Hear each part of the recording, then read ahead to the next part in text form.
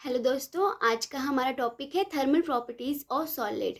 उसमें सबसे पहले हम स्पेसिफिक हीट के बारे में जानेंगे।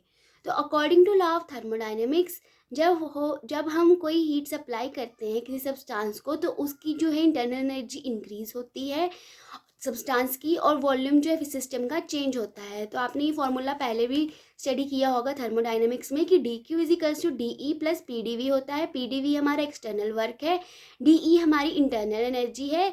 इंटरनल एनर्जी किसकी? सब्सटेंस की। और ये हीट एनर्जी जो हमने सप्लाई करी है। तो स्पेसिफिक हीट क्या होता है?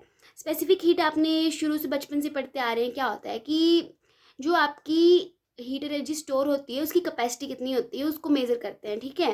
एक बार आप डेफिनेशन रीड करके देख लो कि specific heat is a measure of the capacity to store heat energy in a solid. इसको जो है हम कई बार जो हीट कैपेसिटी भी बोलते हैं स्पेसिफिक हीट को। इसका जो फॉर्मूला होता है वो होता है C is equals to D Q by D t, और इसकी यूनिट्स होते हैं कैलोरी पर ग्राम केल्विन। अब हम देखेंगे कि स्पेसिफिक हीट ऑफ सॉलिड क्या होता है। स्पेसिफिक हीट ऑफ सॉलिड वो हीट एनर्जी होती है जिस पे हम to raise the temperature of 1 gram of the solid by 1 degree centigrade. जैसे आपके पास कॉपर है, वो 1 ग्राम कॉपर है, उसका जो टेम्परेचर है 27 डिग्री सेल्सियस है।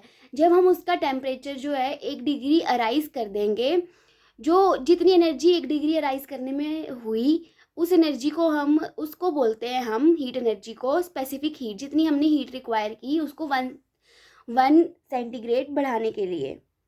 Okay, specific heat of solid आपको क्लियर है आई थिंक, मुझे लगता है।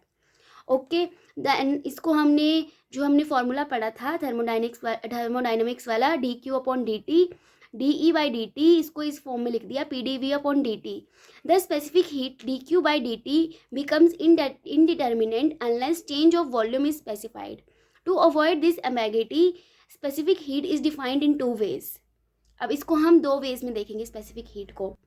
2 वेज कौन से होते हैं? Specific heat at constant volume और specific heat at constant pressure. आपने वो पहले भी पढ़ा होगा, सीवी और सीपी। और जो गैसेस में होता है सीपी की वैल्यू जो होती है सीवी से ग्रेटर होती है। लेकिन इन सॉलिड्स, यहाँ पे लिखी है line, in solids there is practically no difference because on heating the volume of the solids practically does not change. जब आप एक सॉलिड को हीट करते हो तो उसमें कोई चेंज नहीं आता है, जब तक या तो उसके मेल्टिंग पॉइंट तक आप रीच कर जाओ वो अलग बात है। लेकिन जब तक उसमें कुछ चेंज नहीं आ रहा है तो उसमें practically no change because on heating of volume of the change, इसमें कोई डिफरेंस नहीं है। लेकिन इन गैसेस में there is much difference between CP and CV. CP is greater than CV. CP क्या होता है? Specific heat at constant pressure, और ये एट कॉन्स्टेंट वॉल्यूम।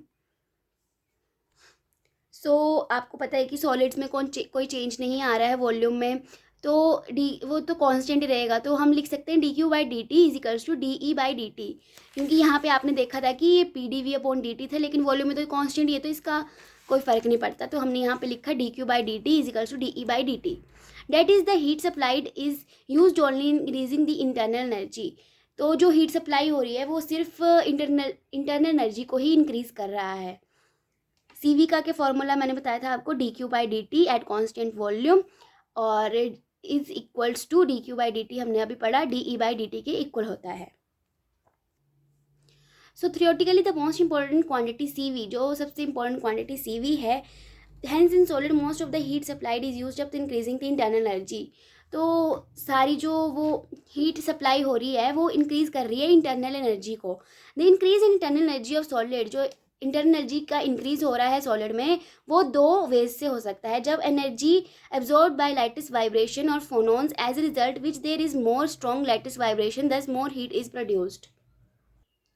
सो सॉलिड्स में क्या होगा, जो एनर्जी अब्जॉर्ब होगी तो लैटिस वाइब्रेशन जो है वो इंक्रीज हो जाएंगी।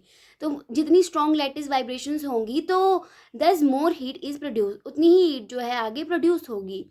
सेकेंड पॉइंट है, जब आपका फ्री इलेक्ट्रॉन्स, एक minute, The free electrons in case of metals and semiconductors get thermally excited to higher energy states। जो आपके मेटल्स और सेमीकंडक्टर में फ्री इलेक्ट्रॉन्स होते हैं वो थर्मली जो एक्साइट हो जाएंगे हायर एनर्जी स्टेट। तो आपको पता लग गया कि जो इंटरनल एनर्जी जो है सॉलिड की सिर्फ 2 कारण से इंक्रीज होती है, लैटिस वाइब्रेशन और जो इलेक्ट्रॉनिक एनर्जी है। So major contribution to heat capacity of solids come from lattice vibration and may be called lattice specific heat. जो मेजर कंट्रीब्यूशन होगा हीट कैपेसिटी का सॉलिड का वो लैटिस वाइब्रेशन से होगा, तो इसको हम बोलेंगे लैटिस स्पेसिफिक हीट। और जो दूसरा कंट्रीब्यूशन है इलेक्ट्रॉनिक सिस्टम का, जो फ्री इलेक्ट्रॉन की वजह से हो रहा है, उसका जो है बहुत छोटा सा कंट्रीब्यूशन होता है, इसलिए हम इन जनरल लिखते हैं कि स्पेसिफिक हीट ऑफ सॉलिड में be expressed as c solid is equal to c lattice plus c electronic. Thank you, आज के लिए इतना ही।